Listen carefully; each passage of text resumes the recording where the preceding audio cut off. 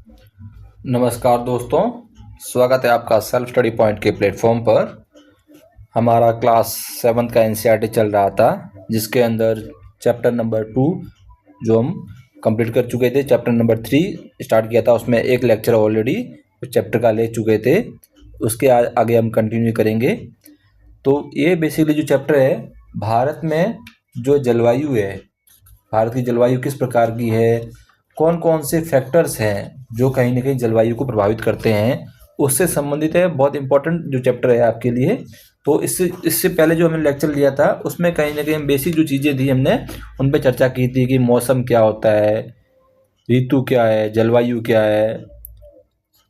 इन चीज़ों के बारे में हमने विस्तार से अध्ययन पढ़ा था, और साथ में ही देखा था कि भारत में जो जलवायु के प्रकार हैं उसके बारे में चर्चा की थी कि हिमालय क्षेत्र में किस प्रकार की जलवायु पाई जाती है, मैदानी क्षेत्रों में, या पश्चिमी थार मरुस्थल के अंदर, या तटवर्ती क्षेत्रों में, या दक्कन का जो पठार है वहाँ पर किस प्रकार की जलवायु पाई जाती है। इसके संबंध में हमने विस्तार से पिछले लेक्चर में चर्चा की थी। जो आज का जो चैप्टर है जो है वो बेहद इंपॉर्टेंट है, क्योंकि इस टाइप के जो क्वेश्चंस हैं, जलवायु को प्रभावित करने वाले कारक, ये विशेष रूप से भौतिक भूगोल में भी आपके जो है क्लाइमेटोलॉजी है उसमें भी आते हैं, और ये आपका भारत का जो भूगोल है उससे संबंध भी है। तो कहीं ना कहीं ये जो आपका लेसन है बहुत आपके लिए हेल्पफुल रहेगा। यदि इस कंटेंट को आप समझ लोगे तो कहीं ना कहीं भारत की जलवायु या विश्व की जलवायु, उनको प्रभावित करने वाले कारकों को आप अच्छे से समझ पाओगे, और किस प्रकार से जलवायु के ये कारक कहीं ना कहीं प्रभावित करते हैं, इन सब पर आप कहीं ना कहीं विस्तार से पकड़ कर पाओगे। तो इससे संबंध में जो है हम जो है लेसन है वो आज का स्टार्ट करते हैं। तो जलवायु को प्रभावित करने वाले कारक, factor affecting climates and forms. अब इसमें देखते हैं जो हमारा पहला जो चीज़ है उसमें कहीं ना कहीं हमको जो प्रमुख कारक है लिखेगा, वो हम देखते हैं अक्षांश देखते हैं, जिसको हम लैटिट्यूड्स कहते हैं। जो अक्षांश है वो किस प्रकार से हमारी जलवायु को प्रभावित करता है। आप देखते हो कि भूमध्य रेखा का जो भाग है, आप एक ऊपर फोटो दे रखा है, देखिए एक आपको मैंने एक इमेज दे रखा है बहुत शानदार वाला। एक साइड में पृथ्वी दे रखी है, और एक साइड से आपको जो सूर्य की किरणें आ रही है, उसके द्वारा आपको समझाया है कि सूर्य का किरणें हमारे पृथ्वी पर किस भाग में कैसे पहुंचती है। उस मैप को यदि आप अच्छे समझ पाओगे तो कहीं ना कहीं अक्षांश का जलवायु के ऊपर क्या प्रभाव रहता है उसको आप बहुत अच्छे से समझ पाओगे। तो हम देखते हैं भूमध्य रेखा के पास क्या होता है, जो है जो ये निम्न अक्षांश है, यहाँ पर जो है सबसे अधिक गर्म रहता है क्षेत्र, और आप ध्रुव की ओर जाएंगे ना तो वहाँ पर आपको उच्च अक्षांशों में कहीं ना कहीं जो है तापमान कम देखने को मिलेगा, क्योंकि यहाँ देख रहे हो आप सूर्य की जो किरणें हैं वो एकदम इस क्षेत्र, इस जो आपका भूमध्य रेखा का क्षेत्र है, भूमध्य का क्षेत्र है, वहाँ पर सूर्य की किरणें एकदम बिल्कुल स्ट्रेट पड़ रही है। और यदि आप ऊपर ध्रुवों की ओर जाएंगे तो आप देखोगे सूर्य की किरणें, एक तो क्या है वहाँ पर जो किरणों को जो रास्ता है या जो मार्ग तय करने में लंबा समय लगता है, और उस क्षेत्र पर जो किरणें हैं कहीं ना कहीं फैल जाती है, तो इसके कारण कहीं ना कहीं इसका जो कोण है वो भी कम हो जाता है। तो इसलिए आप देखते हो कि ध्रुवों के ऊपर जो सूर्य की किरणें जा रही है उसका प्रभाव उस क्षेत्र पर तुलनात्मक रूप से जो भूमध्य रेखा पर सूर्य की किरणें हैं उसकी तुलना में कम रहता है। उस कोण के कारण होता है, क्योंकि सूर्य की किरणों क्या हो रही है, विशेष जो भूमध्य रेखा है उस पर लगभग लंबवत पड़ती है, और जो उस पर जो सूर्य पृथ्वी है की सतह का एक छोटा भाग ही कवर कर पाती है। मान के चलिए इतनी सारी किरणें आ रही है और ओनली इस क्षेत्र पर ही इसका प्रभाव रह रहा है, तो ये क्षेत्र नॉर्मल है, गर्म रहेगा। और यहाँ पर जो ध्रुवों पर जो सूर्य की किरणें आ रही है, ये बहुत बड़े क्षेत्र पर कहीं ना कहीं इसका प्रभाव रहता है। तो कहीं ना कहीं ये क्षेत्र जो है, एक तो क्या है कि इस सूर्य की किरणों का जो प्रभाव लंबे क्षेत्र पर रहता है, तो इसमें जो एनर्जी है वो बड़े क्षेत्र पर एनर्जी डिस्ट्रीब्यूट हो जाती है।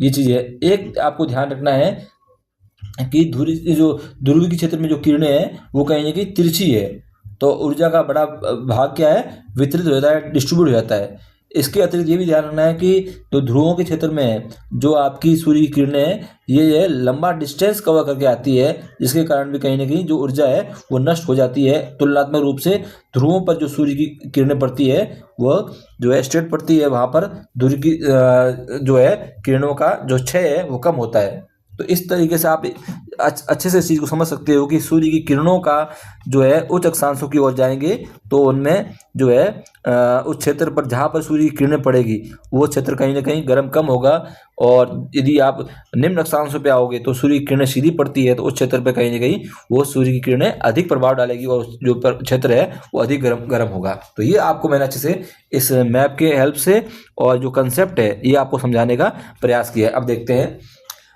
सिद्धांत क्या बोलता है। भूमध्य रेखा या इक्वेटर पर सूर्य की किरणें सीधी या लंबवत पड़ती है। ये देखिए आप बिल्कुल स्ट्रेट और लंबवत पड़ रही है, स्ट्रेट सीधी पड़ रही है, जिससे वहाँ तापमान क्या होता है, सर्वाधिक होता है। यहाँ पर आपको जो है टेम्परेचर अधिक रहेगा। इसके साथ में ध्रुवों की ओर जाने पर क्या होगा, सूर्य की किरणें तिरछी होती है और जो है सूर्य ऊर्जा कम प्राप्त करता है। जो सूर्य की ऊर्जा है इस क्षेत्र को कम मिलती है। यहाँ पर इस क्षेत्र में सूर्य की ध्रुवों की ओर सूर्य की ऊर्जा जो है कम मिलेगी तुलनात्मक रूप से भूमध्य रेखा की तुलना में। भूमध्य रेखा में देखिए आप कम क्षेत्र पर सूर्य की किरणें पड़ रही है और यहाँ अधिक क्षेत्र पर सूर्य की किरणें पड़ रही है, तो सूर्य की जो किरणें वो डिस्ट्रीब्यूट हो जाती है। सूर्य की किरणें क्या करती है, बढ़ जाती है, तो उससे ऊर्जा है वो उस क्षेत्र पर तुलनात्मक रूप से जहाँ पे पड़ेगी वहाँ पर ऊर्जा कम प्राप्त होगी। तो ये आप नीचे देखो, भूमध्य रेखा पर सूर्य की किरणें सीधी पड़ती है, लेकिन ध्रुवों पर जो है के पास ये व्यापक रूप से फैल जाती है। ये बहुत इंपॉर्टेंट लाइन है, इसको आपको समझना है, ध्यान रखना है, ठीक है ना, इस चीज़ को। तो इसको ये भारत के संदर्भ में देखें, इंडिया के संदर्भ में इस चीज़ को किस प्रकार से ये प्रभावित करती है, तो देखते हैं दक्षिण भारत विशेष रूप से कन्याकुमारी जो है वो निकोबार, कन्याकुमारी और निकोबार जो है कहीं ना कहीं भूमध्य रेखा के निकट होने के कारण यहाँ वर्ष भर क्या रहती है, गर्म रहता है, क्योंकि ये आपका क्या है, आपका निम्न अक्षांश पे स्थित है। आपका निकोबार या कन्याकुमारी क्या है, लो लेटीट्यूड पे स्थित है, लमसम आपका 8-10 अक्षांश पे स्थित होने के कारण वहाँ पर क्या है, सूर्य की किरणें एकदम स्ट्रेट पड़ती है। और वहीं देखते हैं उत्तर भारत की बात करें, जिसमें श्रीनगर की बात करें, ये उच्च अक्षांशों पर स्थित है, इस कारण ये क्या रहता है, ठंडा रहता है। तो हमने इसमें भारत के संदर्भ में भी अध्ययन किया, उसके साथ में ही आपका विश्व स्तर पर भी इसका अध्ययन किया कि भाई किस प्रकार से अक्षांश है जो है कहीं ना कहीं जलवायु को प्रभावित करता है। इसको आपको विशेष रूप से ध्यान रखना है। तो ये आपको अच्छे से समझना है, क्योंकि ये फैक्टर जलवायु को प्रभावित करने वाले कारक ये आगे भी आपको बहुत काम आएंगे। अगला फैक्टर पढ़ते हैं हम, जो है अगला फैक्टर है आपका ऊंचाई। ऊंचाई किस प्रकार से आपको जलवायु को प्रभावित करती है उसके बारे में चर्चा करते हैं। तो देखते हैं कि क्योंकि आप देखते हो जैसे धरातल से आप ऊंचे जाएंगे, तो मैंने आपको पढ़ाया था पहले कि धरातल से ऊपर जाने पर वायु दाब कम होता रहता है। क्या होता है, वायु दाब कम होता है, और वायु दाब कम होता है तो इसके कारण कहीं ना कहीं आपको इसमें जो है ये तापमान है, जलवायु है, ये भी कहीं ना कहीं प्रभावित होते हैं। ये भी चीज़ आपको ध्यान रखनी है। इसमें देखते हैं भारत में ऐसे बहुत से स्थान हैं, जैसे आप देखते हो कि जो हिल स्टेशन है, हिल स्टेशन पे क्या है, लोग जो है गर्मियों में घूमने जाते हैं, क्योंकि वहाँ पर क्या है, जैसे जैसे सर्दी में जैसे जैसे आप धरातल से ऊपर जाओगे हिल एरिया में आपको तापमान कम देखने को मिलेगा। तो आप विशेष रूप से जो है लोग गर्मी के मौसम में इन स्टेशनों पर, हिल स्टेशनों पर घूमने जाते हैं। आपने देखा भी होगा ना, जैसे माउंट एवरेस्ट हो गया, आपका माउंट आबू हो गया, शिमला हो गया, नैनीताल, दार्जिलिंग, शिलोंग, तवांग, ये बहुत सारे क्षेत्र हैं जो कहीं ना कहीं हिली एरिया है, जहाँ पर क्या है कि गर्मियों में तापमान तुलनात्मक रूप से कम रहता है मैदानों की तुलना में, इसलिए वहाँ लोग घूमने जाते हैं। ठीक है ना, ये स्थान मैदानों की तुलना में क्या होते हैं, अधिक ऊंचाई पे स्थित होते हैं, और यहाँ पर टेम्परेचर क्या रहता है, कम रहता है। सरल शब्दों में कहें, इसके आप बिल्कुल एक सरल शब्दों में बात कहें तो कह सकते हैं जैसे जैसे ऊंचाई बढ़ती है ना, उसके साथ साथ तापमान भी कम होता जाता है। जैसे जैसे आपकी हाइट बढ़ेगी तापमान क्या होगा, कम होगा। अब इसके पीछे फैक्टर है, क्यों जैसे जैसे ऊंचाई बढ़ेगी तापमान कम होगा, इसके पीछे जो मुख्य कारक है, एक तो कारक क्या है कि आप जैसे जैसे ऊंचाई बढ़ेगी तो वायु दाब भी कम होगा, और वायु दाब कम होगा जैसे क्या होगा, वायु दाब कम होगा तो वायु का घनत्व भी कम होगा। वायु दाब कैसे, जैसे आपको मैं एक फोटो दिखाया था पहले चैप्टर के अंदर, जैसे जैसे आप धरातल से ऊपर जाओगे तो वायु दाब कम होगा, वायु दाब कम होगा तो उसमें जो वायु का घनत्व है, डेंसिटी है, ये भी कम होगा, और जो डेंसिटी कम होगी तो वायु क्या होगी, ठंडी होगी। ये चीज़ ध्यान रखना है। इसलिए धरातल से ऊपर जाने पर क्या होता है, वायु दाब कम होता है, वायु दाब कम होगा तो उसकी डेंसिटी कम होगी, डेंसिटी कम होगी तो तापमान भी कम होगा। पहला फैक्टर तो ये रहता है। और दूसरा फैक्टर क्या रहता है, आप देखते हो धरातल से जैसे ऊपर जाते हो तो कहीं ना कहीं हमारी पृथ्वी के या हमारा वायुमंडल गर्म कैसे होता है, हमारा वायुमंडल जो है सूर्य से आने वाली किरणों के द्वारा नहीं होता। सूर्य से आने वाली किरणें जब पृथ्वी के धरातल पर टकराती है और उससे जब पार्थिव विकिरण निकलती है, उस पार्थिव विकिरण के कारण कहीं ना कहीं हमारा जो है वातावरण या हमारा जो है सराउंडिंग का जो है टेम्परेचर बढ़ता है। तो इसलिए पार्थिव विकिरणों के द्वारा वायुमंडल की निचली क्षेत्र के अंदर क्या है, तापमान बढ़ता है। जैसे जैसे हम ऊपर जाते हैं तापमान जो है तुलनात्मक रूप से कम होता है। तो ये दो फैक्टर हैं जिसके कारण कहीं ना कहीं आपको ध्यान रखना है कि जो है ऊंचाई का कहीं ना कहीं तापमान पर क्या प्रभाव रहता है। हमने कहा ना सूर्य जो है पृथ्वी की सतह को गर्म करता है। सूर्य की जो किरणें आएगी, मान के चलिए ये सन है आपका, ये सन है, ये सन रेस आ रही है, ठीक है, सन रेस आ रही है, ये हमारा वायुमंडल है, ठीक है ना, और ये हमारा अर्थ है। तो सूर्य की किरणें सीधी आती है, ठीक है ना, वायुमंडल को पार करते हुए, और फिर यहाँ से टकरा के वापस जाती है। तो हमारा वायुमंडल कैसे गर्म होता है? सूर्य से आने वाली किरणों से तो कम गर्म होता है, पर पृथ्वी से टकरा कर जो किरणें जाती है उसके कारण ये हमारा जो वायुमंडल ये गर्म होता है। तो जब वायुमंडल गर्म होता है तो मुख्यतः वायुमंडल पहले क्या होगा, सूर्य से टकराएगी, जो पृथ्वी पर जो सूर्य की किरणें हैं वो टकराई है और वापस जाएगी, तो पहले निचले क्षेत्र को गर्म करेगी, और जैसे जैसे ऊपर जाएगी तो कहीं ना कहीं उसका प्रभाव कम होता जाएगा। तो इसीलिए इसमें भी ये फैक्टर भी रहता है कि जैसे जैसे आप धरातल से ऊपर जाओगे तो आपको वहाँ पर तापमान कम देखने को मिलेगा। ये चीज़ें आपको विशेष रूप से ध्यान रखनी है, ठीक है ना। अब इसमें हम देखते हैं, हमने जो आपको कुछ नोट्स लिखे हैं उसकी हेल्प से समझाते हैं आपको। ऊंचाई, क्षोभ मंडल ट्रोपोस्फियर में ऊंचाई बढ़ने के साथ तापमान घटता है, और ये घटने की दर क्या है ये भी बहुत इंपॉर्टेंट है। क्षोभ मंडल में जैसे जैसे आप धरातल से ऊपर जाओगे तो कहीं ना कहीं तापमान जो है घटता है। तापमान क्या करता है? घटता है। और ये घटने की दर क्या है? प्रति 1 किलोमीटर में 6.5 डिग्री सेल्सियस तापमान कम होता है। आप 1 किलोमीटर गए तो यहाँ पर आपको 6.5 डिग्री सेल्सियस तापमान कम हो जाएगा। ये जो कंसेप्ट है ये कहीं ना कहीं आपका धरातल से ऊंचाई में जाने पर मिलता है। इसके कारण क्या है? इसके कारण जो मैंने देखे हैं, ऊंचाई पर वायु दाब जो है, एटमॉस्फेयर प्रेशर जो है, और वायु का घनत्व क्या होता है? कम होता जाता है। जैसे मैंने बताया ना आपको, धरातल से ऊंचाई में जाएंगे तो आपका वायु दाब कम होगा, और वायु का दाब कम होगा तो वायु का घनत्व, डेंसिटी है, वो भी कम होगा। ये एक फैक्टर है। दूसरा फैक्टर क्या है?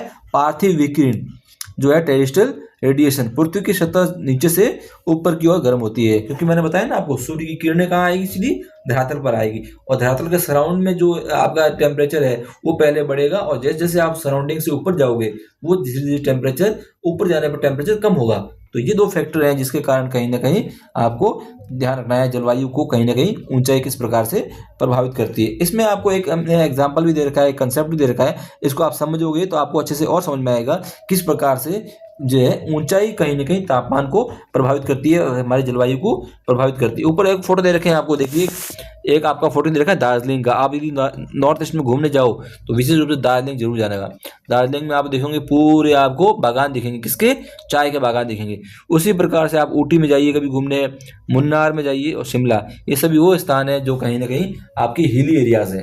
कैसे एरिया है? हिली एरिया, पहाड़ी एरिया है, जहाँ पर कहीं ना कहीं आपको इस प्रकार का जो है ऊंचाई पर जाने पर तापमान कम देखने को मिलेगा। इसमें एग्जांपल दे रखा है, देखो, ऊटी वर्सेस कोयम्बटूर दोनों लगभग एक समान अक्षांश पर है, लेकिन ऊटी ऊंचाई पे होने के कारण टेम्परेचर जो है 10 से 25 डिग्री रहता है, जबकि कोयम्बटूर का 25 से 28, मतलब एक ही अक्षांश पर स्थित है।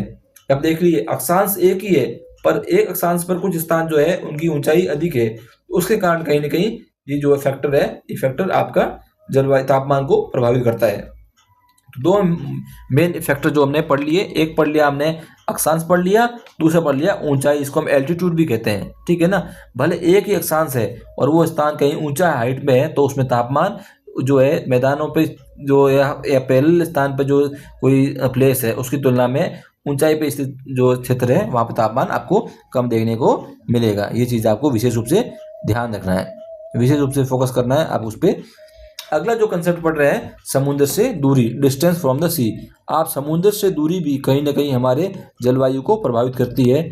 आपने देखा होगा, आपने कभी फील भी किया होगा, सुना भी होगा कि तटवर्ती क्षेत्र होते हैं ना, वहाँ पर ना तो अधिक गर्मी पड़ती है ना अधिक सर्दी पड़ती है, मतलब वहाँ पर जलवायु जो तापमान है उसमें कोई अधिक भिन्नता नहीं मिलती है। वहाँ पर क्या है, जलवायु में तापमान में कोई अधिक भिन्नता नहीं मिलती है, ठीक है ना। आपको वहाँ पे सर्दी भी अधिक नहीं लगेगी ना अधिक गर्मी लगेगी। और जैसे आप मैदानी क्षेत्रों में या किसी और क्षेत्र में आपको जब गर्मी आती है तो आप गर्मी का फील करते हो, सर्दी आती है सर्दी की महसूस करते हो, कपड़े चेंज करते हो। तो आप तटवर्ती क्षेत्र होंगे ना, समुद्र के तट के नज़दीकी क्षेत्र, वहाँ पर आपको इतना फील नहीं होगा। आप गर्मी के अंदर भी टेम्परेचर नॉर्मल रहता है, सर्दी के अंदर भी नॉर्मल रहता है, क्योंकि उसके उस क्षेत्र पर कहीं ना कहीं जलवायु का प्रभाव रहता है। उस क्षेत्र पर क्या रहता है, जलवायु का प्रभाव रहता है। इस कारण कहीं ना कहीं वहां पर जो है समकारी जलवायु पाई जाती है। कैसा जलवायु पाई जाती है, समकारी जलवायु पाई जाती है। तो ये आपको ध्यान रखना है। और यहाँ पर इसीलिए हम देखते हैं इस क्षेत्र में समशीतोष्ण जो है कह सकते हैं समशीतोष्ण प्रकार की जो है टेम्परेचर पाया जाता है या आपका मौसम पाया जाता है। किंतु हम जैसे तट से जैसे स्थल की ओर जाएंगे, मान के चलिए आप तट पे रह रहे और तट से जैसे जैसे आप स्थल की और मुख्य भूमि की ओर जाएंगे तो तापमान क्या होगा, धीरे धीरे बढ़ेगा। और ग्रीष्म काल में तो क्या होगा, तापमान और अधिक हो जाएगा और सर्दी में तापमान कम हो जाएगा। ये क्षेत्र कहाँ है, विशेष रूप से आपके तट से बहुत अंदर की ओर। मतलब आप यदि भारत की बात करें तो समुद्र तट से यदि आप मुख्य भूमि की ओर यदि आप उत्तर प्रदेश, मध्य प्रदेश इस क्षेत्र में जाओगे तो वहां पर आपको जरूर गर्मी का और सर्दी का जो तापमान है उसमें काफी भिन्नता मिलेगी तुलनात्मक रूप से, यदि आप समुद्र तट की तुलना करें तो। ठीक है ना। वैसे आपको एक नॉर्मल उदाहरण देते हैं। मान के चलिए आप मुंबई और नागपुर एक समान अक्षांश में स्थित है। मुंबई और नागपुर एक समान अक्षांश में स्थित मान के चलिए, लेकिन मुंबई में जो टेम्परेचर है सर्दियों के अंदर या गर्मी के अंदर, अब गर्मी में मान के चलिए मुंबई में जो समुद्र के पास होने के कारण गर्मी के अंदर जो टेम्परेचर है जो लमसम 32 रहता है और सर्दी में लमसम आपको 18 रहता है। मान के चलिए ये टेम्परेचर आपको मुंबई के बता रहा हूँ, गर्मी में 32 के लमसम मान के चलो और सर्दी में 18 के लमसम मान के चलो।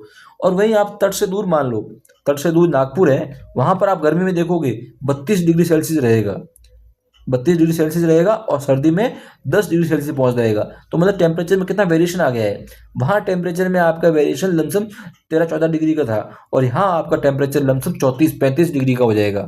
तो ये आपको समझना जरूरी है कि तट से आप जैसे जैसे दूर जाओगे वो कहीं ना कहीं उसका तट का प्रभाव कम रहेगा और उस क्षेत्र में कहीं ना कहीं जलवायु में भिन्नता पाई जाएगी, पर तट के निकट के क्षेत्रों पर कहीं ना कहीं समकारी जलवायु पाई जाती है। ये चीज़ें आपको विशेष रूप से ध्यान देनी है। देखते हैं सिद्धांत, जल स्थल की तुलना में देर से गर्म होता है और देर से ठंडा होता है। ये भी बहुत इंपॉर्टेंट कंसेप्ट है। जल क्या होगा, जल जो है स्थल की तुलना में देर से ही गर्म होगा और देर से ही ठंडा होगा। ठीक है ना, ये ध्यान रखिए, बहुत इंपॉर्टेंट कंसेप्ट है।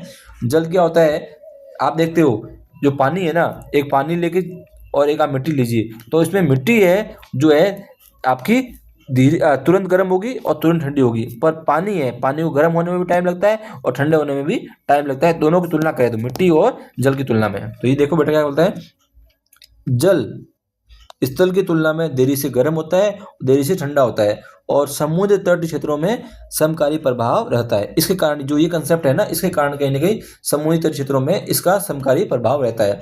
अब प्रभाव से क्या होगा, प्रभाव से क्या होगा, तटीय क्षेत्र जो होंगे जैसे मुंबई उदाहरण दिया है, यहाँ पर आपको सम जलवायु इक्वल क्लाइमेट मिलेगा। तापांतर जो है बहुत कम मिलेगा। तापांतर मतलब क्या है, उच्चतम तापमान और न्यूनतम तापमान में जो अंतर होता है उसको हम तापांतर कहते हैं। उसको क्या कहते हैं, तापांतर कहते हैं। तो ये जो तापांतर है ये कहीं ना कहीं आपको समुद्र के तटवर्ती क्षेत्रों पर बहुत कम देखने को मिलेगा। और आंतरिक क्षेत्रों की ओर जाएंगे जैसे नागपुर या दिल्ली में, तो वहाँ पे आपको विषम जलवायु एक्सट्रीम क्लाइमेट मिलेगा और समुद्र से दूर जाने के कारण महाद्वीप का जो है महाद्वीपी प्रभाव मिलेगा। यहाँ पर तापांतर जो है बहुत अधिक देखने को मिलेगा, लमसम 34 से 35। ये चीज़ें आपको विशेष रूप से ध्यान देनी है। ऊपर एक फोटो दे रखा है बहुत अच्छे से, मैंने आपको देखो समुद्र से दूरी की, और नीचे लिखा है शीतकाल। समुद्र से दूरी में एक तो देखा है ग्रीष्म काल का आपको दे रखा है, एक शीतकाल का फोटो दे रखा है। आप फोटो देखिए, इसको अच्छे से समझिए। समुद्र से दूरी और एक फोटो दे रखा है ऊपर वाला आपको ग्रीष्म काल का और नीचे वाला शीतकाल का दे रखा है। फिर देखिए ऊपर वाला फोटो में देखिए सूर्य से आती ऊष्मा, एक बोला ग्रीष्म काल में, तो गर्मी में जो आ रही है तो समुद्र क्या करेगा, धीरे धीरे ऊष्मा को अवशोषित करेगा। ठीक है ना। तुलनात्मक रूप से भूमि जो है ऊष्मा का अवशोषण शीघ्रता से कर लेती है। अवशोषित मतलब जो है आपके भूभाग जल्दी गर्म हो जाता है। ये कब बता रहा है, ग्रीष्म काल में। ठीक है ना। सूर्य की किरणें आ रही है, सूर्य की किरणें आ रही है और जो है आपका समुद्री भाग है ये धीरे धीरे गर्म हो रहा है। तो यहाँ पर टेम्परेचर कितना हुआ है, 32 पहुंचा है। इसकी तुलना में स्थल भाग में देखो, स्थल भाग तुरंत क्या हो रहा है आपका, ठंडा हो रहा है, गर्म हो रहा है। यहाँ पर टेम्परेचर देखो आप, वही सूर्य की किरणें हैं, आपको जल भाग गर्म होने में 32 डिग्री टेम्परेचर लगा है और यहाँ पर आपका जो स्थल भाग है वहाँ टेम्परेचर आपका तुरंत कितना पहुँच गया है, 44 पहुँच गया है। अब यदि ये तो आपकी बात की हमने ग्रीष्म काल की, वही बात करें शीतकाल की, बात करें हम यदि शीतकाल में देखोगे तो यदि आप जो ऊर्जा निकल रही है वो ऊर्जा तो आपका स्थल भाग था वो आप देखिए पहले 44 डिग्री टेम्परेचर था और यहाँ तुरंत पहुंच गया 10 डिग्री, मतलब तुरंत जो है स्थल भाग है तुरंत ठंडा हो गया है। और समुद्री भाग है जो पहले आपको ऊपर 32 डिग्री दिख रहे थे वो अभी तक यहाँ पे 18 डिग्री ही पहुंचा है। तो मतलब कहीं ना कहीं जो समुद्र है ऊष्मा का अवशोषण जो है अवशोषित भी धीरे करता है और ऊष्मा को छोड़ता भी धीरे धीरे है। ये दोनों जानना है, मतलब गर्म भी धीरे होगा तो आपका ठंडा भी धीरे होगा। ये आपका समुद्र की विशेषता है, जल की विशेषता है। उसी प्रकार से आपका स्थल जो है ठंडा भी गर्म भी जल्दी होगा और ठंडा भी जल्दी होगा। ये आपको विशेष रूप से ध्यान रखना है। इन दोनों चीज़ों का कंसेप्ट ध्यान रखोगे तो आपको समझ में आ जाएगा कि स्थल की क्या विशेषता रहती है, जल की क्या विशेषता रहती है। इसको आप कंपेयर करते हुए पढ़ोगे तो आपको अच्छे से समझ में आएगा। ये जो आपको मैंने इमेज दे रखी है इस इमेज को बहुत अच्छे से समझना है, तब आप कहीं ना कहीं जो है इस चीज़ को समझ पाओगे कि किस प्रकार से समुद्र का जो प्रभाव रहता है वो किस प्रकार से जलवायु पर रहता है। इसको आप अच्छे से इस इमेज को देखिएगा तभी आपको चीज़ें को अच्छे से आइडेंटिफाई कर पाओगे। अगला जो कंसेप्ट है वो कहीं ना कहीं हम पवन के बारे में देखेंगे। आपने सुना होगा ना कि पवन हवाएं चलती है, हवाओं के बारे में सुना होगा। पवन बेसिकली गर्म या ठंडी वायु राशियों को संचालित करती है। हवा जब चलती है ना तो अपने साथ क्या लाती है, या तो गर्मी में चलती है तो अपने साथ गर्मी लेके आती है, और सर्दी में चलती है तो ठंडी जो चीज़ें हवाएं लेके मतलब ठंडी मौसम का प्रभाव लेके आती है। हवाएं जिस क्षेत्र से चलती है वहाँ पर जिस प्रकार का जलवायु होगा, जिस प्रकार का तापमान होगा, उस प्रकार का प्रभाव अपने साथ में लेके आती है। आप देखते हो सर्दियों में हवाएं चलती है तो ठंडी क्षेत्र से आती है तो वहाँ से ठंडी हवाएं ठंडी प्रभाव लेके आती है, और गर्मियों में देखते हो आप गर्म क्षेत्रों से जिस क्षेत्र से आती है वहाँ पर यदि गर्म प्रभाव है तो वहाँ की हवाएं कहीं क्या आती है जिस क्षेत्र में प्रभावित होगी, जहाँ से आ रही है और जहाँ जाएगी उस क्षेत्र का कहीं ना कहीं उसमें प्रभाव डालेगी। तो गर्मियों में लू चलती है और सर्दियों में कहीं ना कहीं आप देखते हो ठंडी हवाओं से कहीं ना कहीं जिस हिमालय क्षेत्र से आती है तो वो ठंडी हवाएं कहीं ना कहीं जिस क्षेत्र में प्रभावित होती है वहाँ पे सर्दी कर देती है। अभी देखिए कि पंजाब, राजस्थान, हरियाणा और मध्य प्रदेश इन क्षेत्रों में विशेष रूप से गर्मी में पश्चिम की ओर से हवाएं चलती है। आपने देखा होगा उस समय, देखिए नीचे मैप दे रखा है आपको, जो आपको मैप दिखा रखा है, इस मैप को भी देखिए बहुत शानदार अच्छे तरीके से समझा रखा है कि ये देखिए ये आपकी देखिए हवाएं जो है ये फोटो आपको विशेष रूप से गर्मी का दे रखा है। तो गर्मी में क्या है, हवाएं का चलती है बेसिकली पश्चिम से चल रही है, पश्चिम से चल रही है। तो पश्चिम में देखोगे आप जो है मरुस्थलीय प्रदेश है, जैसे आपका सारा मरुस्थल हो गया, अरे आपका अरब मरुस्थल हो गया और ईरान हो गया, ये पाकिस्तान के अंदर भी देख लीजिए थार का मरुस्थल दे गया, थार के मरुस्थल से, तो ये सब जो क्षेत्र है ये मरुस्थलीय क्षेत्र है। और यहाँ से जब हवाएं चलेगी तो कहीं ना कहीं ये राजस्थान के अंदर, पंजाब के अंदर, हरियाणा के अंदर क्या करेगी, गर्म हवाएं इनका प्रभाव डालेगी, क्योंकि अरब रेगिस्तान से या पाकिस्तान से, अफगानिस्तान से आ रही है, वो अपने साथ में क्या लेके आ रही है, शुष्क और गर्म चीजें पवन लेके आ रही है अपने साथ में। इस प्रकार की विशेषताएं तो यहाँ पे आके कहीं ना कहीं हमको क्या करती है, हीट वेव के रूप में यहाँ पर हमें आके प्रभावित करती है, गर्मी का एहसास करवाती है। तो मतलब ये करें। इसी प्रकार देखते हैं हिमालय क्षेत्र में, देखेंगे आप सर्दियों में तो क्या करते हैं, आपके हिमालय क्षेत्र से हवाएं चलती है तो अपने साथ में जो है ठंड का अनुभव लेकर आती है। ठंडी जो प्रभाव है वहाँ का वो जिस क्षेत्र की ओर प्रभावित होती है वहाँ पर लेके आती है। तो ये चीज़ें कहीं ना कहीं आपको इस चीज़ से समझनी है। तो पवनें बेसिकली न केवल क्या है तापमान को प्रभावित करती है, बल्कि ये क्या करती है, आपकी आर्द्रता और उसके परिणाम होने वाली वर्षण को भी प्रभावित करती है। पवन अपने साथ में क्या चलती है, आर्द्रता भी लेके आती है, ह्यूमिडिटी भी लेके आती है, ठीक है ना। और जिस क्षेत्र में चलती है उसके कारण कहीं ना कहीं वहाँ के एरिया को, वहाँ पे आर्द्र क्षेत्र से आ रही है, समुद्र से आ रही है, समुद्र के ऊपर से, तो अपने साथ में क्या लेके आएगी, आर्द्रता लेके आएगी। और जिस क्षेत्र में प्रभावित होगी वहाँ पर क्या करेगी, जाके बारिश करेगी। तो मतलब पवनें अपने साथ में आर्द्रता भी लेके आती है।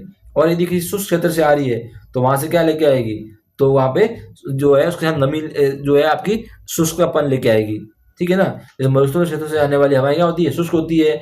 इसके विपरीत आप समुद्र से आने वाली हवाएं कहीं ना कहीं क्या होती है, अपने साथ आर्द्रता लेके आती है और धरातल पर नमी लाती है और वहां से भी क्या करती है, वर्षा करती है। तो कहीं ना कहीं आपकी जो पवनें हैं ये आपकी मतलब आपको तापमान को भी कम अधिक करती है, साथ में आर्द्रता का भी प्रभाव आपके क्षेत्र में लेके आती है। ये चीजें आपको विशेष रूप से ध्यान रखनी है। पवनों का ये विशेष रूप से प्रभाव होता है हमारे जलवायु पे। ये चीज़ें आपको थोड़ा कंसेप्ट ध्यान रखना है, इसको समझना भी है। और ऊपर मैप दे रखा है आपको, इस मैप को समझना है, तब आप अच्छे से समझ पाओगे कि हमारे जलवायु में जो है पवनों का क्या योगदान रहता है। तो देखते हैं ग्रीष्म काल की बात करते हैं पहले। लू जो है, एक तो आपको ढूंढना है लू होती क्या है। तो लू बेसिकली जो है पश्चिमी राजस्थान या विशेष रूप से गर्मी के क्षेत्र में चलने वाली तेज हवाएं होती है, जो क्या करती है एकदम शुष्क होती है, ठीक है ना, उनको कहीं ना कहीं लू के रूप में जानते हैं। तो लू देखिए, पश्चिमी अरब रेगिस्तान, पश्चिम में बेसिकली कौन है, अरब रेगिस्तान, ईरान से आने वाली शुष्क, विशेष रूप से ध्यान रखिएगा, एक तो है शुष्क और अत्यधिक गर्म हवाएं जो उत्तर पश्चिम भारत, पंजाब, हरियाणा, राजस्थान में चलती है, उसको कहीं ना कहीं हम क्या कहते हैं, लू कहते हैं। एक तो आपको ध्यान रखना है ये कैसी हवाएं होगी, शुष्क होगी, बिल्कुल शुष्क होगी, और दूसरी क्या होगी, ये अत्यधिक गर्म होगी। ये दो चीजें आपको विशेष रूप से ध्यान रखनी है, शुष्क और गर्म। और चलती कहाँ से है, ये विशेष रूप से आपका अरब रेगिस्तान हो गया, ईरान क्षेत्र हो गया, वहां से चलती है, और ये राजस्थान के, हरियाणा और पंजाब इस क्षेत्र में जाके कहीं ना कहीं इनकी प्रभाव रहता है, और यहाँ पर ये क्या करती है, अपना पावर डालती है। ये तो हो गई विशेष रूप से आपका ग्रीष्म काल में। अब शीतकाल की बात करें तो शीतकाल में शीतलहर, हिमालय क्षेत्र से आने वाली ठंडी हवाएं दो उत्तरी मैदानों में तापमान को गिरा देती है। मतलब जो हवाएं कहीं ना कहीं हिमालय क्षेत्र से आती है, वो कहीं ना कहीं भारत के जो मैदानी क्षेत्र है वहां पर कहीं कहीं तापमान को कम कर देती है, गिरा देती है, ठीक है ना। ये चीजें आपको कहीं ना कहीं शीतकाल में और ग्रीष्म काल में प्रभाव देगा। अब देखते हैं आर्द्रता का क्या प्रभाव होता है, आर्द्रता को किस प्रकार से ये परिवहन करती है। समुद्र से जो आने वाली हवाएं हैं वो कहीं ना कहीं वर्षा लेके आती है, क्योंकि वो क्या है, अपने साथ आर्द्रता लेके आएगी। समुद्र के ऊपर से जब हवाएं चलेगी तो अपने साथ में नमी धारण कर लेगी, और जब स्थल भाग पे आएगी तो उस क्षेत्र में कहीं ना कहीं वर्षा या बारिश करेगी, ठीक है ना। ये चीज आपको विशेष रूप से ध्यान रखना है। इसी प्रकार से यदि हवाएं स्थल से आपकी स्थल से आ रही है तो वो हवाएं हमेशा शुष्क होती है, उनमें कोई किसी प्रकार की आर्द्रता नहीं होती है, वो किसी प्रकार का कोई बारिश व इस प्रकार का नहीं करती है। तो देखते हैं क्या बोल रहा है, आर्द्रता समुद्र से आने वाली पवनें वर्षा लाती है, और जबकि स्थल से आने वाली पवनें हमेशा शुष्क होती है। ये कंसेप्ट आपको विशेष रूप से थोड़ा ध्यान में रखना है। अगला कुछ एक टर्म्स दे रखी है, थोड़ा उसको भी चर्चा करते हैं हम कि लचीलापन क्या होता है। एक कंसेप्ट दे रखा है एनसीईआरटी में, लचीलापन, आपदाओं का सामना करने या उनसे शीघ्र उभरने की जो क्षमता होती है उसको कहीं ना कहीं लचीलापन कहते हैं। मतलब किसी प्रकार की कोई आपदा आ गई है, उससे हम किस प्रकार से निपटते हैं, किस प्रकार से उसका समाधान करते हैं, वो इस टाइप का जो कंसेप्ट है उसको लचीलापन कहते हैं। फिर है जलवायु परिवर्तन में न्यूनीकरण, वैश्विक तापमान वृद्धि को धीमा करने और जलवायु परिवर्तन के कारण को कम करने में सहायता करने वाले उपायों को अपनाया। ये कहा है जलवायु परिवर्तन में न्यूनीकरण की बात बोल रहा है। फिर बोला है सतत, जिसे लंबे समय तक बनाया रहा जा सके, जिसको लंबे समय तक बनाया जा सके उसको कहीं ना कहीं सतत कहते हैं। ये तो एक नॉर्मल सा जो ये चीजें कहीं ना कहीं जो स्कूल में स्टूडेंट पढ़ रहे हैं उनके लिए एग्जाम में पूछ सकता है। इस तरह का लचीलापन जो है जलवायु के संदर्भ में क्या है, जलवायु परिवर्तन में न्यूनीकरण क्या है, या सतत क्या है, ये कहीं ना कहीं उन बच्चों के लिए थोड़ा सा एक कंसेप्ट है अलग से। अब अगला जो देखते हैं, अगला जो कंसेप्ट है वो हमारी स्थलाकृति या टोपोग्राफी, किस प्रकार से हमारा स्थलाकृति और टोपोग्राफी कहीं ना कहीं हमारी जलवायु को प्रभावित करती है। ये भी एक बड़ा फैक्ट है। किसी क्षेत्र की जलवायु को में वहाँ के जो स्थलाकृति है वो एक महत्वपूर्ण भूमिका अदा करती है। जैसे भारत में देख लीजिए, हमारे हिमालय, एक काराकोरम पर्वत है, वो भारतीय उपमहाद्वीप में क्या करती है, मध्य एशिया से, सेंट्रल एशिया से ठंडी हवाएं आती है उनको रोकती है, उनसे हमें बचाती है, ठीक है ना। यदि आपके हिमालय पर्वत ना होता तो जो मध्य एशिया से ठंडी हवाएं आती है उसके कारण हमारे भारत में भी जो तापमान है सर्दियों के समय बहुत कम हो जाता। तो कहीं ना कहीं ये एक दीवार की भांति काम करता है। हिमालय पर्वत है जो हमें कहीं ना कहीं दीवार की भांति काम करता है, और हमें वहाँ पर जो है टेम्परेचर है सर्दियों का वो काफ़ी कंट्रोल करता है। वरना अन्यथा हमारी जो स्थिति है शीतकाल के अंदर बहुत विकट हो जाती है, क्योंकि हवाएं जो शीतकालीन हवाएं आती मध्य एशिया से, क्योंकि वो तो आपका बर्फीला क्षेत्र है, वहाँ से हवाएं आती तो कहीं ना कहीं हमें इस क्षेत्र के अंदर बहुत तापमान जो है न्यूनतम हो जाता है। वैसे ही देखते हैं, यदि दूसरी ओर थार मरुस्थल की लगभग समतल स्थलाकृति के कारण गर्म और शुष्क हवाओं से बचाव के लिए कोई अवरोध नहीं है। यदि जिस प्रकार से आप मान के चलिए हमारे उत्तर में हिमालय पर्वत है, इसी प्रकार से यदि आप मान के चलिए आपका पश्चिम में कोई इस प्रकार का अवरोध होता तो हो सकता है कि जो गर्म हवाएं आ रही है उससे उसको रोकने में कोई यदि स्थलाकृति या इस प्रकार की दीवार होती तो हो सकता है हमारे यहाँ पर गर्मियों के समय तापमान कम होता। जो अरावली है, पर अरावली तो है पवनों के समांतर है, इसलिए कहीं ना कहीं इनको रोकने में सक्षम नहीं है। पर यदि हम हिमालय की बात करें तो हिमालय कहीं ना कहीं भारत की जो शीतकाल में हवाएं आती है उनको रोकने में एक बहुत बड़ा प्रभावकारी कारक है। देखते हैं हिमालय की भूमिका। जलवायु विभाजक मध्य एशिया से आने वाली बर्फीली हवाओं को रोककर भारत को अत्यंत ठंडा होने से बचाता है। ठीक है ना, ये स्थलाकृति कौन सी है? हिमालय है। वर्षा मानसूनी पवनों को रोककर भारत में वर्षा की जाती है। कहीं ना कहीं आप देखोगे ये जो हिमालय है ये आपकी जो मानसूनी पवन है इनको कहीं ना कहीं अवरोध करता है, रोकता है। इसके कारण भारत के अंदर अच्छी मात्रा में बारिश होती है। इसी प्रकार की पश्चिमी घाट की बात करें तो दक्षिण पश्चिमी मानसून के लिए ये अवरोध बनकर पश्चिमी तटीय क्षेत्रों में मैदानों में भारी वर्षा करता है, जबकि इनके पूरी भाग में दक्कन का पठार जो है वृष्टि छाया क्षेत्र के रूप में बन जाता है। तो कहीं ना कहीं ये जो आपके अवरोधक हैं या स्थलाकृति है इस टाइप की मैदान के अंदर जो आपके पहाड़ हैं इस टाइप की स्थलाकृति कहीं ना कहीं आपकी जलवायु को भी काफी हद तक प्रभावित करती है। उसी प्रकार से आप देखते हो ये भी इंपॉर्टेंट ध्यान रखना है, ये पश्चिमी घाट का जो कंसेप्ट है कि दक्षिण पश्चिम मानसून के लिए अवरोध बनकर पश्चिमी तटीय मैदानों में क्या करती है? भारी बारिश करती है, जबकि इनकी पूरी भाग विशेष रूप से दक्कन का जो पठार है वहां पर बारिश नहीं होती है। तो ये कहीं ना कहीं वृष्टि छाया क्षेत्र के रूप में देखा जाता है। इसी प्रकार से अगला एक कंसेप्ट और है, अरावली पर्वत के बारे में देखते हैं। अरावली पर्वत जो है पवनों के समांतर होने के कारण ये मानसूनी हवाओं को क्या है? रोक नहीं पाता है, जिससे थार के मरुस्थल में वर्षा नहीं होती है जितनी होनी चाहिए, उससे वंचित रह जाता है। यदि ये थार का मरुस्थल यदि आप जो आपकी पवन आ रही है अरावली जो पर्वत है यदि ये इन पवनों के समांतर नहीं होकर इनके बीच में अवरोध का काम करता, एक दीवार की भांति काम करता, तो कहीं ना कहीं राजस्थान के अंदर अच्छी बारिश हो सकती थी। परंतु ये जो अरावली है ये कहीं ना कहीं पवनों के समांतर है, पवनों की दिशाओं के समांतर है, इस कारण कहीं ना कहीं अवरोध का काम ये नहीं करता है। तो मतलब कहीं ना कहीं जिस प्रकार हिमालय भारत में बारिश में एक सहायक कारक है और तापमान को शीतकालीन तापमान को रोकने में, ठंडी हवाओं को रोकने में भी एक सफल कारक है। तो इस प्रकार से हम स्थलाकृति के बारे में हमने देखा है कि स्थलाकृति जो है किस प्रकार से जलवायु को प्रभावित करती है।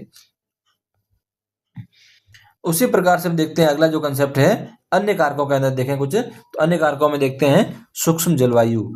किसी छोटे क्षेत्र जंगल, घाटी, कंक्रीट को जलवायु जो है आसपास के क्षेत्र से भिन्न होती है। ये कहीं ना कहीं बता रहा है सूक्ष्म क्षेत्र भी है। आप सिटी में चले जाओगे तो सिटी का जो तापमान है कहीं ना कहीं तुलनात्मक रूप से यदि किसी कोई प्राकृतिक स्थल है जहाँ वनस्पति खूब है उसकी तुलना में आपको तापमान में भिन्नता मिलेगी। इसी प्रकार से ये बहुत इंपॉर्टेंट कंसेप्ट है नगरीय ऊष्माद्वीप, ये बहुत इंपॉर्टेंट है।